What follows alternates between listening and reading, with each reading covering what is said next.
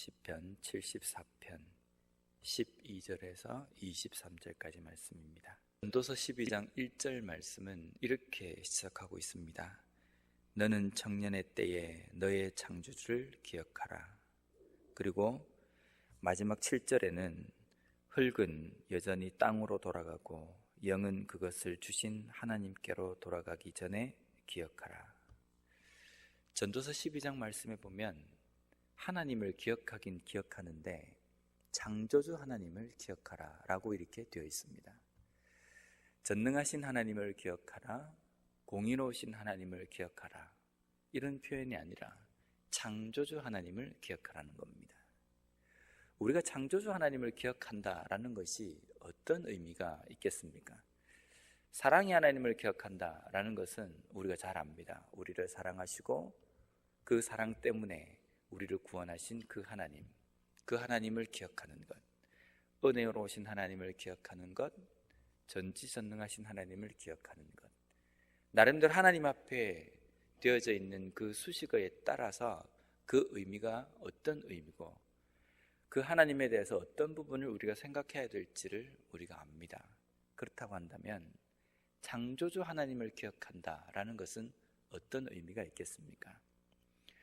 이 전도서 말씀에 나와 있는 이 내용처럼 창조주 하나님을 기억한다는 것은 우리를 만드시고 그 만드신 그 피조물이 다시금 하나님께로 돌아가게 된다는 그 사실, 그것을 기억하라는 겁니다. 소유권이 하나님께 있기 때문에 하나님께서 만들어 놓으신 것이 나중에는 언젠가는 하나님께로 돌아가게 되어 있다라는 그 의미를 기억하라는 그 뜻입니다. 오늘 74편 12절 말씀의 초반부에 보면 이러한 창조주 하나님에 대해서 쭉 기록하고 있습니다. 그러면서 이렇게 시작합니다. 하나님은 예로부터 왕이시고 구원을 베푸시는 분. 그러면서 하나님이 어떤 것을 만드시고 또 사람이 위대하다고 생각하는 그 동물들도, 큰 동물들도 한 번에 하나님께서 멸하시기도 하고 이러면서 쭉쭉 기록하고 있습니다. 우리가 어떤 때 창조주이신 이 하나님, 이 세상을 만드신 하나님을 기억할 수 있습니까? 미국에는 그랜드 캐년이 있습니다. 아주 큰 그런 광경을 우리가 거기 가면 볼 수 있지 않습니까? 한국에서는 볼 수가 없습니다. 저도 휴가를 내서 한번 갔다가 그걸 처음 딱 보는 순간 이게 숨이 멎을 것 같은 그런 기분이 들었습니다. 너무 웅장하고 멋있는 겁니다. 그걸 보면서 어떻게 저렇게 만들어진 저 광경을 보면서 세상 사람들은 이것이 진화가 되었다라고 이야기할 수 있을까? 하나님께서 만드시지 않으면 저 위대한 작품이 나올 수가 없는데 어떻게 사람들이 저걸 보고 진화가 되었고 자연적으로 만들어졌다라고 이야기할 수 있을까? 이런 생각이 좀 들었습니다. 우리가 그런 위대한 광경을 보면서 하나님께서 이 세상을 창조하셨다라는 것을 우리가 느낄 수 있습니다. 근데 가장 첫 출발점에서 우리가 그렇게 크고 위대한 것을 보지 않는다 할지라도 창조주 하나님을 기억할 수가 있습니다. 시편 139편 14절 말씀에 보면 내가 주께 감사하옴은 나를 지으심이 심히 기묘하심이라. 주께서 하시는 일이 기이함을 내 영혼이 잘 아나이다. 이 시편에서는 하나님께서 아주 위대하신 창조주이신데 왜 위대하신 창조주이시냐면 나를 지으신 이것만을 봐도 하나님께서 얼마나 위대한 창조이심을 우리가 알 수 있다는 겁니다. 우리가 가끔 살아가다 보면 우리 자신을 보면서도 좀 많이 놀랍기도 합니다. 딱 배가 고플 때가 되면 배에서 꼬르륵 하고 신호가 나옵니다. 어떻게 이렇게 기계를 만들더라도 정확하게 이렇게 만들 수가 있을까? 딱 시간이 되면 잠이 오기도 하고 어떻게 조금이라도 내 몸을 조금 심하게 움직이면 피곤하기도 하고 살이 이렇게 딱 상해져 있다가도 시간이 지나면 안 물어서 살 덮여집니다. 이 모든 내 개인의 이 신체를 본다 할지라도 어떻게 이렇게 아주 세밀하게 착오가 없이 이렇게 만들 수 있을까? 우리는 놀라게 됩니다. 그래서 시편 139편에 나와 있는 이 고백도 주께서 나를 지으심이 이게 기묘막측하다, 정말 놀랍다라고 고백하고 있습니다. 우리가 창조주 하나님을 느낄 수 있는 것은 나 자신, 아주 조그만 것, 길에 그냥 지나가는 개미 한 마리만 봐도 어떻게 이렇게 조그만데 움직일 수 있도록 만드실 수 있을까? 창조주 하나님을 기억할 수 있습니다. 창조주 하나님을 기억하라는 그 의미의 첫 번째 뜻은 만드신 분이 하나님이시기 때문에 그 피조물이 다시금 하나님께로 돌아가게 되어 있다는 것을 기억하라는 겁니다. 두 번째로 오늘 본문에 보면 창조주 하나님을 기억하라는 이 내용을 기록한 후에 곧바로 무엇이 나오냐면요, 하나님의 백성들이 이 세상에서 세상 사람들, 악한 자들에게 핍박받고 또 여러 가지 어려움을 당하는, 괴롭힘을 당하는 그 상황에 대해서 나열하고 있습니다. 그러면서 하나님의 백성 피조물에 대해서 이렇게 표현합니다. 맷비둘기, 가난한 자, 학대받은 자, 궁핍한 자, 이렇게 표현합니다. 그리고 반면에 이 하나님의 백성들을 괴롭히는 사람들을 들짐승, 포악한 자, 우매한 자, 대적으로 표현되어 있습니다. 왜 이렇게 표현했겠습니까? 전능하신 하나님께서 우리를 만드셨기 때문에, 지금 현재 우리가 피조물이기 때문에, 하나님께서 만드신 작품이기 때문에, 하나님께서 만드신 작품은 이 세상 가운데서 평탄한 대로를 가야 하고 아무런 일이 없이 살아가야 된다, 우리가 그렇게 생각할 수 있습니다. 하나님께서 소중하게 만드셨기 때문에 우리가 이 땅의 삶을 살아갈 때 전혀 어려움이 없을 것이다, 우리가 그런 기대를 해볼 수도 있습니다. 근데 실제 우리가 살아가는 삶은 어떻습니까? 세상 가운데서 너무 우리는 무기력해 보이고 아무런 일을 할 수 없는 아주 무능력한 존재처럼 우리 스스로가 느껴집니다.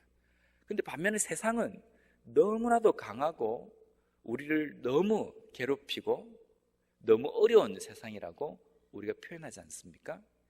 믿음을 지키면서 살아가기에 너무 힘들다는 겁니다. 오늘 74편에 나와 있는 이 시편의 고백도 우리는 창조주 하나님을 기억해야 합니다. 하지만 우리가 살아가는 이 세상 가운데에 여러 가지 어려움들이 있습니다. 그 있는 가운데에도 우리는 결코 창조주 하나님이 우리와 함께 계심을 잊지 말아야 됩니다 라는 것을 우리에게 고백하고 선포하고 있는 내용입니다.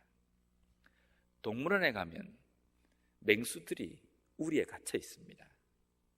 보통 일반적인 야외 동물원에는 우리에 갇혀 있습니다. 그래서 멀리 있기 때문에 그런 일이 잘 없는데, 어떤 동물원에는 동물들이 유리벽 안에 갇혀 있습니다. 두꺼운 유리벽에 갇혀 있는데요, 가끔 인터넷에서 아주 재밌는 동영상이 올려져서 보면 거기에 그 유리벽 앞에서 아기를 세워놓고 사진을 찍습니다. 뒤에 있는 호랑이나 사자를 배경으로 사진을 찍는데, 이 호랑이나 사자가 유리가 없는 줄 알고 아이를 잡아먹으려고 확 달려드는 그런 장면이 있습니다. 그 장면만을 딱 보면 사자나 그 호랑이가 상당히 겁이 납니다. 금방이라도 나를 잡아먹을 것 같은 생각이 듭니다. 그런데 실제는 그 아이와 그리고 그 맹수 사이에는 두꺼운 유리벽이 쳐져 있습니다. 만약에 이 유리벽이 없다고 한다면 큰일이 나겠지만, 유리벽이 딱 가로막고 있기 때문에 호랑이가 아무리 잡아먹으려고 덤벼들어도 덤벼들 수가 없습니다. 건드릴 수 없다는 겁니다. 사자만을 볼 때에는 두렵고 힘들고 어렵습니다. 그 사자에 비해서, 호랑이에 비해서 우리는 상당히 연약하고 무기력한 존재처럼 느껴집니다. 그런데 곧바로 그 문제가 나 가까이 왔을 때에는 두꺼운 유리벽이 쳐져 있음을 우리는 알게 됩니다. 그 두꺼운 유리벽이 하나님의 존재, 창조주를 기억하는 것입니다. 세상의 여러 가지 어려운 문제나 포악한 자들, 악한 자들이 우리를 대할 때 보면 상대적으로 우리는 너무나도 무기력하고 무능력한 존재처럼 느껴집니다.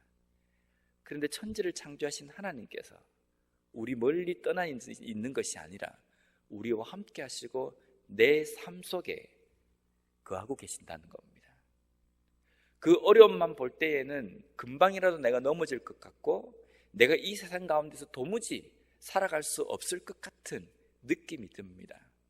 그러나 그 문제가 하나님과 함께 하시는, 창조주 하나님과 함께 하시는 내 스스로를 보고 느끼게 될 때, 아, 이 문제가 나를 완전히 쓰러뜨릴 수 있는 것은 아니구나라는 것을 곧바로 우리가 느끼게 된다는 겁니다.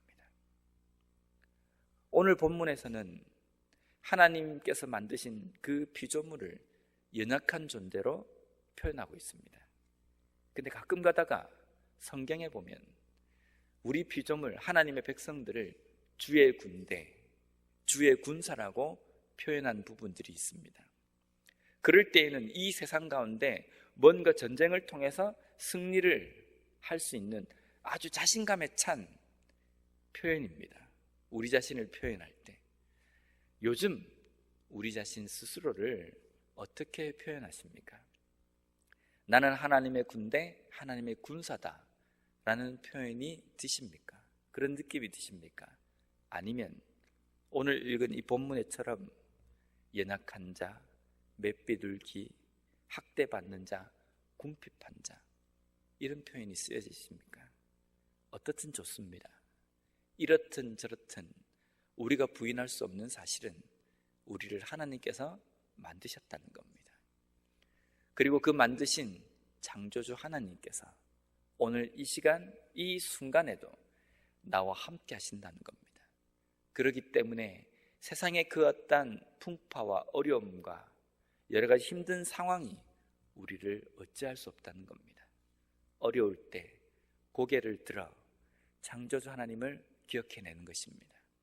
고개를 들어 나를 붙드시고 나와 함께 하시는 하나님을 봄으로 말미암아 우리 삶 속에 일어나는 여러 가지 어려움 속에서도 주의 군사로서 자신감 있는 삶을 살아가는 우리 모두가 되었으면 좋겠습니다.